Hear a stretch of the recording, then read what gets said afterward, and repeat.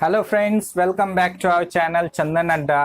तो चलिए आज नया टॉपिक हम पढ़ते हैं। आज हम परफेक्ट स्क्वायर रूट निकालना सीखेंगे। किसी भी नंबर का स्क्वायर रूट कैसे निकाला जा सकता है जब वह परफेक्ट स्क्वायर नंबर हो तब। तो यहाँ पर हम लोग किसी भी संख्या का 1 से 25 तक का वर्ग अथवा वर्गमूल हमें याद रहता है, उसके आगे कैसे निकाले वह टेक्निक सीखना है। तो जनरली हम देखते हैं कि किसी भी संख्या का जो वर्ग होता है उसके इकाई के स्थान पे क्या आएगा, 1, 4, 9, 6 अथवा 5। यानी इसमें से कोई भी संख्या यदि इकाई के स्थान पर किसी संख्या के इकाई के स्थान पर हो तो वह पूर्ण वर्ग संख्या कहलाएगा, अगर नहीं हो तो वह पूर्ण वर्ग संख्या नहीं कहलाता है। नोट में आप देख सकते हैं, जब किसी भी संख्या के इकाई का अंक 2, 2, 3, 7 और 8 इसमें से कोई भी होता है तो वह पूर्ण वर्ग संख्या नहीं कहलाता है। जैसे कि यदि आपको क्वेश्चन दे दे 727 जो है यह पूर्ण वर्ग संख्या है कि नहीं है, तो आप देख रहे हैं इसके इकाई के अंक पर 7 है और जब 7 रहेगा तो यह पूर्ण वर्ग संख्या नहीं होगा। अथवा बात पूछे 438 या क्या यह पूर्ण वर्ग संख्या है, तो आप देख सकते हैं इकाई के अंक जो है सो 8 है और जब इकाई का अंक 8 रहेगा तो यह पूर्ण वर्ग संख्या नहीं होगा, तो यह भी पूर्ण वर्ग संख्या नहीं होगा। तो कोई भी संख्या का इकाई के स्थान पे यदि 2, 3, 7 और 8 में से कोई भी अंक रहता है तो वह पूर्ण वर्ग संख्या नहीं होता है। ठीक है, तो आप ऑप्शन देख करके बता सकते हैं कौन सा संख्या पूर्ण वर्ग संख्या है और कौन सा नहीं है। आगे चलते हैं।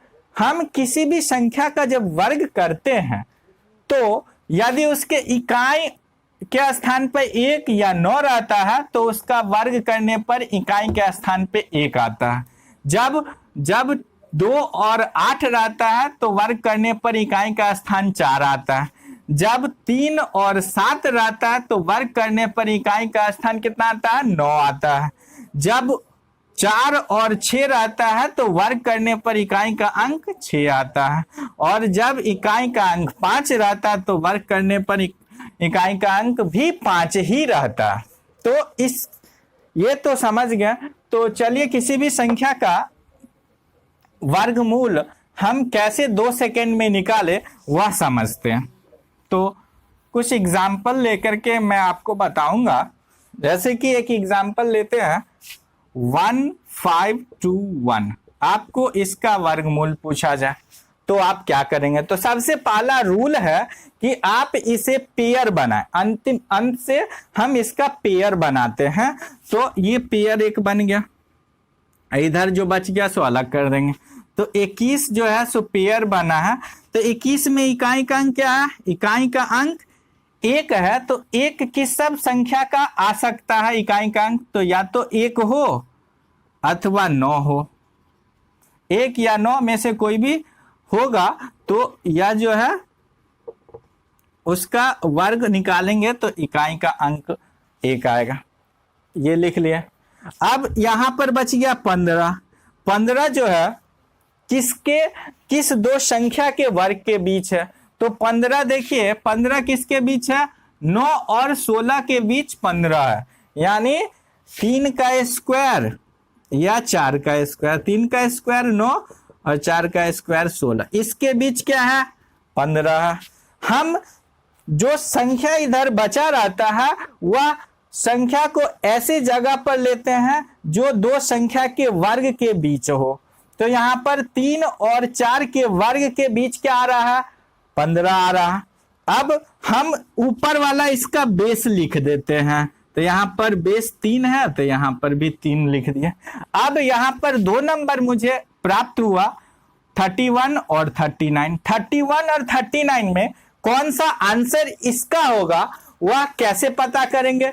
तो इसके लिए बस थोड़ा सा टेक्निक है उसको अप्लाई करेंगे। यहां देखेंगे 15 जो है किसके नजदीक है, 9 के नजदीक है या 16 के नजदीक है। तो यहां पर 6 का अंतर आ रहा है, यहां पर 1 का अंतर आ रहा है। तो किसके नजदीक है, 16 के नजदीक है तो हम बड़ा वाला संख्या लेंगे, यहां से हम बड़ा वाला संख्या लेंगे।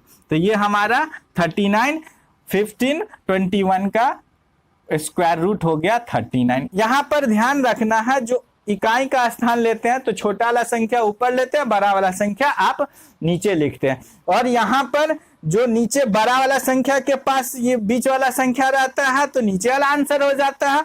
और यदि ये संख्या ऊपर वाले संख्या के नजदीक रहता है छोटे वाले संख्या के पास, तो ये छोटा वाला नंबर उसका आंसर हो जाता है। तो ये ध्यान रखना, बस यही रूल से आप किसी भी संख्या का जो वर्गमूल है आप 2 सेकंड में निकाल सकते हैं। तो चलिए हम बारी बारी से सब क्वेश्चन का आंसर निकालते हैं। जैसे कि 36, 31, 36, तो यहां पर पेयर बना दिए। तो यहां से ये 6 किस 2 संख्या के बीच आता है, 4 के बीच आता है और 6 के बीच आता है। आप इसको 6 और 4 नहीं लिखेंगे, बढ़ते क्रम में लिखते हैं। तो पहले 4 उसके बाद 6। अब लिख लिए 31 किसके बीच आता है, तो 31 5 का स्क्वायर और 6 का स्क्वायर के बीच आता है, यानी 5 का स्क्वायर 25 और 36 के बीच आता है, 31 आता है। तो आपका हमारा बेस क्या हो गया, छोटा वाला संख्या बेस हो गया 5, यानी 54 या 56 का स्क्वायर जो है 3136 आएगा। अब देखते हैं 31 जो है सो 25 के पास है या 36 के पास है, तो 31 में 6 जोड़िए, 25 में 6 जोड़िएगा तो 31 आएगा। यहाँ पर 5 का डिफरेंस है तो नजदीक 36 का हुआ, यानी नीचे वाला इसका आंसर हो गया। यानी 56 का स्क्वायर जो है वह 3136 आता है। ऐसे ही दूसरा नंबर लेते हैं। दूसरा नंबर लेते हैं 75, 69। अब इसका पूछा जाए, इधर से पेयर ले लीजिए। तो यहाँ पर 69 का 9 किस में आता है, या तो 3 रहे या 7 रहे, तो 3 ऊपर 7 नीचे। अब यहाँ 75 किस 2 संख्या के वर्ग के बीच आता है, तो बताइए 75 किसके बीच आता है, 64 है 81 के बीच, यानी 8 का स्क्वायर और 9 के स्क्वायर के बीच, यानी 64 हो या 81 हो। तो यहाँ पर 75 लाना है, तो हमारा लोएस्ट बेस क्या है, 8 है, तो यानी 83 हो जाएगा या 87 हो जाएगा। अब इस दोनों में से कौन सा संख्या इसका आंसर होगा, तो देख लेंगे यह किसके नजदीक है। यहाँ 6 जुटता है, यहाँ पर ज्यादा 11 लेते हैं, तो यानी 81 के नजदीक है, तो यानी 87 हमारा इसका आंसर हो गया 87। इसी तरह आपसे पूछा जाए 8464 का बता दीजिए, तो पेयर बना लिए 64। 4 जो है सो किस में आता है, 2 में आएगा अथवा 8 में आएगा, 2 में आएगा अथवा 8 में आएगा। अब देख लेते हैं 84 किसके बीच आता है, 84 आता है 9 के बीच, 99, 81 और 10 के बीच 100, यहाँ 81। तो बेस हमारा नीचे वाला संख्या हमेशा होता है नीचे वाला संख्या बेस, यानी 92 अथवा 98 का स्क्वायर जो है 8464 आएगा। तो हम यहाँ देखते हैं किसके पास है, तो यहाँ पर 3 का अंतर है, यहाँ पर 16 का अंतर है, तो नजदीक कौन सा हुआ, नीचे वाला। तो हमारा नीचे वाला छोटा वाला वैल्यू इसका आंसर हो जाएगा, यानी 92 का स्क्वायर जब निकालेंगे तो कितना आ जाएगा, 8464। ऐसे ही हम जब ये नंबर रहेगा, पेयर लग गया। अब यहां पर ऐसा संख्या हो इसका पेयर इस प्रकार हो 12544। आपको हम बताएं इस साइड से हम हमेशा पेयर लगाते हैं, तो ये पेयर लग गया, बाकी ये सब एक साथ ले लेंगे। तो यहाँ 4 इकाई के स्थान पर किस सब 2 संख्या के बीच आता है, तो बताइए 4 या तो 2 होगा अथवा 8 होगा, तो 2 और 8 लिख लिए। अब 125 ये पूरा ले लेते हैं।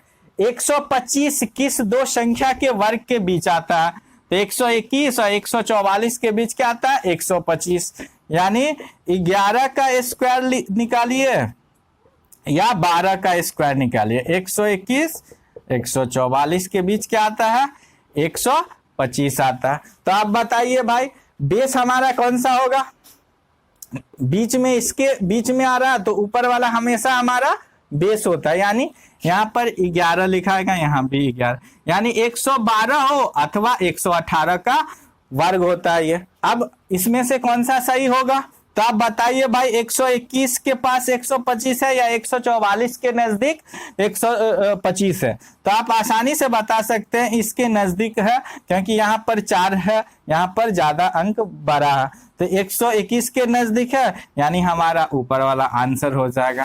तो हम कह सकते हैं 112 इसका वर्गमूल होगा।